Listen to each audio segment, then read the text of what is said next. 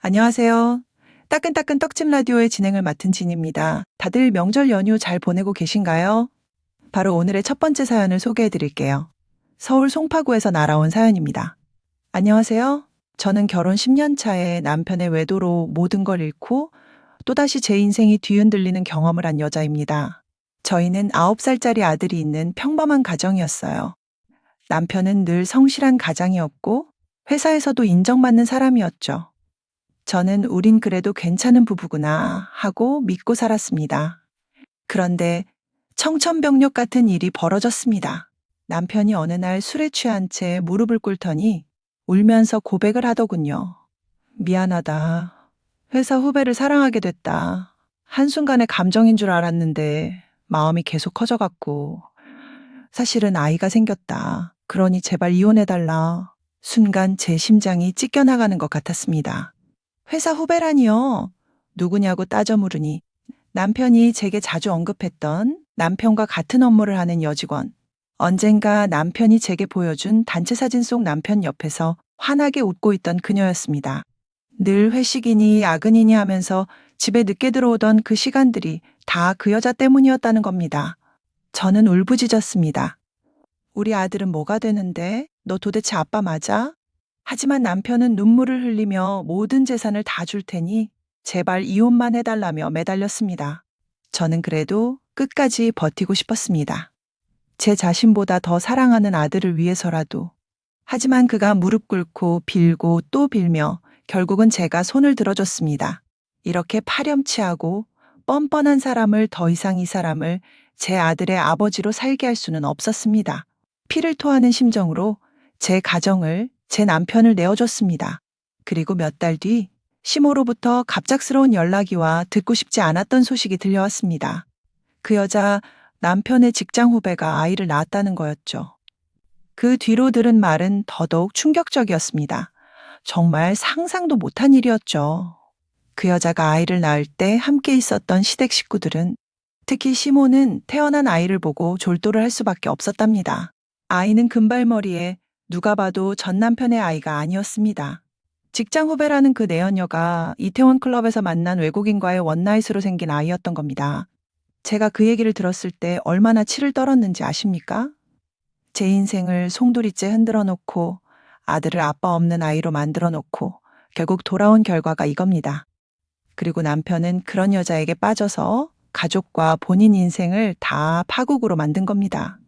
이제 와서 남편은 또 제 앞에 무릎을 꿇고 빕니다. 내가 잘못했다. 너무 어리석었다. 아이가 너무 보고 싶다. 가족에게로 돌아가고 싶다. 이제는 시댁 식구들까지 찾아와서 같이 울며 빌고 있습니다. 애 때문에라도 다시 살아봐라. 늙은 우리가 이렇게 빈다. 우리 아들이 잠깐 돌아서 어린 여자에게 정신 못 차린 거다. 진희님, 저는 도대체 어떻게 해야 할까요? 저는 아직도 분노로 밤잠을 못 이룹니다. 저런 여자 때문에 파괴된 제 가정과 제 지난 세월이 너무 억울합니다. 그런데 제 아들은 아빠를 너무 보고 싶어 합니다. 그 눈빛을 볼 때마다 제 가슴이 갈라집니다. 저를 이렇게 짓밟아 놓고도 다시 가족으로 돌아올 수 있다고 생각하는 그 사람들. 저는 도대체 어떤 선택을 해야 할까요? 도와주세요. 제 인생은 왜 이렇게 잔인한 걸까요? 사연자분 정말 고민이 많으시겠네요. 일단 저라면 저랑 아이를 내팽개치고 그 여자한테로 가겠다고 울며불며 했던 그 모습이 자꾸 생각날 것 같은데 그런 무책임한 사람과 결혼 생활을 다시 한다? 상상이 잘 안 되긴 합니다. 그런데 또 아이를 생각하면 그냥 이 사람을 공동 양육자, 룸메이트 정도로만 생각한다면 다시 합치는 것도 방법이겠지만 그렇다면 앞으로 사는 내내 지옥일 것 같아요. 그래서 저라면 그냥 아이를 아버지와 자주 만나게 해주되 다시 합치지는 않을 것 같습니다. 참 어렵네요. 어찌되었던 전적으로 사연자님과 아들의 행복을 위한 선택을 하시길 바랍니다. 자, 그러면 다음 사연으로 가볼까요? 멀리서 온 사연이네요. 전주에 사시는 청취자님이 보내주셨습니다. 안녕하세요. 저는 올해 40대 후반 맞벌이하며 두 아이를 키우고 있는 평범한 엄마입니다. 아들은 중학교 3학년, 딸은 초등학교 6학년인데요. 오늘 제가 사연을 쓰는 주인공은 제 남편도 시댁도 아닌 바로 제 시누이, 그러니까 남편의 여동생입니다. 올해로 40이 넘은 우리 시누이, 아직 미혼입니다. 결혼은 본인 선택이니까 제가 뭐라 할 수는 없는데 문제는 결혼은 안 했으면서 남의 집, 특히 제 집안일엔 꼭 본인이 유경험자라도 된 듯 끼어든다는 겁니다. 저랑 남편이 맞벌이로 바쁘다 보니 애들 공부는 웬만하면 스스로 하게 두거든요. 그런데 어느 날 시누이가 집에 들러서는 우리 큰애 방을 훑어보더니 딱 이럽니다. 어머머, 책상 정리 상태가 이게 뭐니? 내가 봤을 땐 이건 공부할 자세가 아니야. 애한테 독서실 끊어줘. 엄마가 너무 방임 하는 거 아니야? 저는 속으로 고모. 본인은 아직 결혼도 안 하고 혼자 사시잖아요. 애 키워본 적도 없잖아요. 라고 수십 번 삼켰습니다. 또 저희 부부가 싸웠다는 얘기를 어쩌다 어머님을 통해 전해 들으면요. 바로 저한테 전화를 해서 이럽니다. 우리 오빠가 워낙 성격이 까칠해서 그래. 언니가 아내니까 받아줘야지. 아이가 그런 것까지 못 받아주면 누가 받아줘? 이럴 땐 저도 정말 소리 지르고 싶어요. 아니 고모, 내가 당신 오빠 와이프지. 보살은 아니라고요. 게다가 최근에는 집을 옮길까 고민한다는 이야기를 시댁에서 흘렸는데 시누이가 저희한테 아주 장문의 카톡을 보냈어요.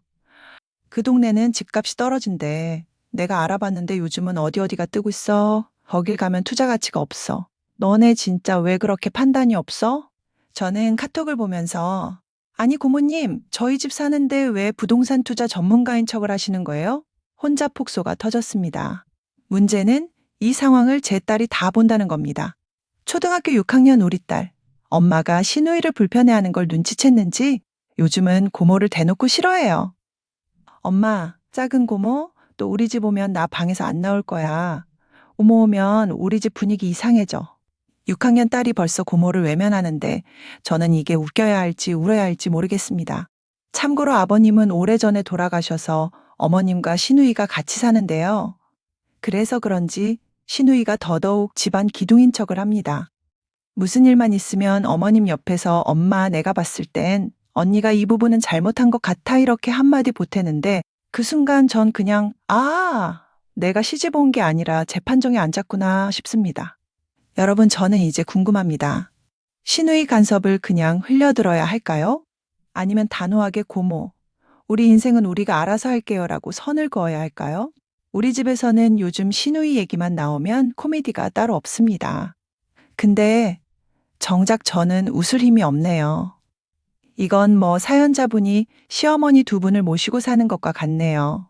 본인 가정이 없으니 관심을 가질 만한 곳이 없어서 그러신 것 같은데 근데 요즘 마흔은 옛날 마흔하고 또 다르잖아요? 충분히 결혼을 할 수도 있는 나이예요. 사연자분이나 남편분이 좋은 짝을 맺어주시거나 아예 그런 쪽으로 관심이 없으시다면 어디 관심을 돌릴 만한 취미를 찾아주시는 게 좋을 것 같아요. 근데 이건 남편분이 오빠가 여동생을 간섭 못하게 해주셔야지. 사연자님이 너무 스트레스 받으실 것 같아요. 자, 그럼 다음 사연은 병윤 씨가 소개해 주실까요? 여러분 안녕하세요. 다들 연휴 잘 보내고 계시죠? 따끈따끈 떡집 라디오의 진행을 맡은 병윤입니다.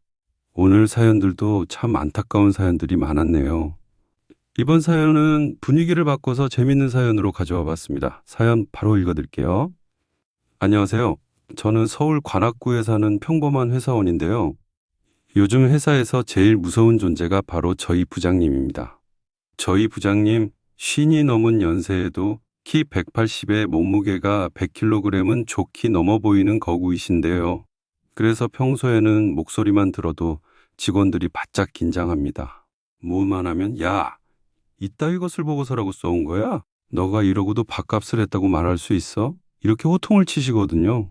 그런데 사건은 회식날 벌어졌습니다. 그날따라 부장님이 기분이 좋으셨는지 평소보다 더 빠른 속도로 엄청나게 과음을 하시는 겁니다. 소맥을 타서 거의 20잔을 연거푸 들이키시더니 완전히 필름이 끊기셨습니다. 문제는 그 체격을 우리가 어떻게 옮기냐는 거였죠. 나머지 직원들은 다 도망가고 마지막까지 남은 저랑 동료, 이렇게 둘이 부장님을 양옆에서 부축하는데 정말 낑낑대면서 한 발자국 떼는 게 전쟁이었습니다. 야야, 이러다 우리 허리 나가겠다. 택시가 잡힐 만한 골목도 아니었고 근처 가장 가까운 모텔까지는 300m는 걸어가야 했는데 도저히 걸을 자신이 없었습니다. 부장님을 길가에 앉혀놓고 숨을 고르면서 아무리 머리를 굴려봐도 어떻게 해야 할지 답이 안 나왔습니다. 그런데 그 순간 제 동료가 갑자기 앞으로 뛰어가더니 저 멀리 길가에서 나무 판자가 거의 다 부서진 버려진 리어카를 낑낑대며 끌고 오는 겁니다. 예, 맞습니다. 결국 저희는 부장님을 양옆에서 번쩍 들어서 그 리어카에 눕혔습니다. 180이 넘는 거구의 부장님이 리어카에 실려 있는 모습, 이게 진짜 말이 됩니까? 동료가 리어카 손잡이를 잡고 저는 뒤에서 리어카를 밀면서 그대로 모텔까지 끌고 갔습니다. 그 장면은 마치 대하사극에서 장군님 시신운구하는 행렬 같았어요. 모텔 쪽으로 가니 사람들이 많아지더군요. 지나가던 사람들이 다 쳐다봤습니다. 그런데 문제는 사람들이 그 모습을 하나 둘씩 핸드폰으로 촬영을 하기 시작한 겁니다. 저는 그냥 설마 올리겠어? 했는데 이게 웬걸? 며칠 뒤 동료가 큰일 났다면서 인스타그램 링크를 하나 보내줬는데 리어카에 실려가는 거구의 남자라는 제목으로 영상이 올라온 겁니다. 영상에는 장송곡 같은 곡소리 나는 배경음악까지 깔려 있었습니다. 조회수는 순식간에 10만을 찍었고요. 댓글에는 와, 저건 진짜 레전드다. 어떻게 저렇게 될 때까지 펌하시냐. 체급 보소. 앞뒤로 리어카 끄는 사람들 몸무게 합쳐도 저 사람보다 덜 나가겠다. 이런 댓글들이 줄줄이 달려있더군요. 저랑 동료는 지금 숨도 못 쉬고 있습니다. 왜냐하면 그 부장님 인스타그램을 안 하셔서 아직 이 영상을 모르시는 것 같거든요. 혹시라도 부장님이 자기 모습 보고 야, 이 XX들 나를 리어카에 태웠어? 하면 저희는 회사에서 그냥 매장될 겁니다. 아마 그만둬야겠죠? 여러분 제발 기도 좀 해주세요. 부장님께서 이 영상을 절대 보지 않기를. 아니면 그냥 끝까지 본인인 줄 모르시기를요. 요즘 출근할 때마다 제 심장은 좋아요 버튼 누른 것처럼 쿵쾅쿵쾅거립니다. 아, 이건 정말 슬프면서도 웃긴 사연이네요. 사연자님과 동료분 그날 정말 엄청 고생하셨겠어요. 그런데 리어카로 태워서 옮긴다는 상상은 정말 대단한 아이디어네요. 요즘 영상들은 금방 올라왔다가 금방 또 식으니까 한 1, 2주일 정도 고비만 잘 넘기면 될 것 같은데 문제는 부장님이 인스타그램을 안 하셔도 부장님의 자녀분들이 하시면 저거 우리 아빠인가? 알 수도 있을 것 같은데 아무튼 이 고비를 잘 넘어가시길 바랍니다. 여러분 이렇게 따끈따끈 떡집 라디오 사연 3개 소개해드렸는데 재밌으셨나요? 그러면 다음 주에 더욱 재미난 사연들로 찾아오겠습니다. 다들 이번 추석 명절 잘 보내시고 행복한 연휴 되세요. 안녕!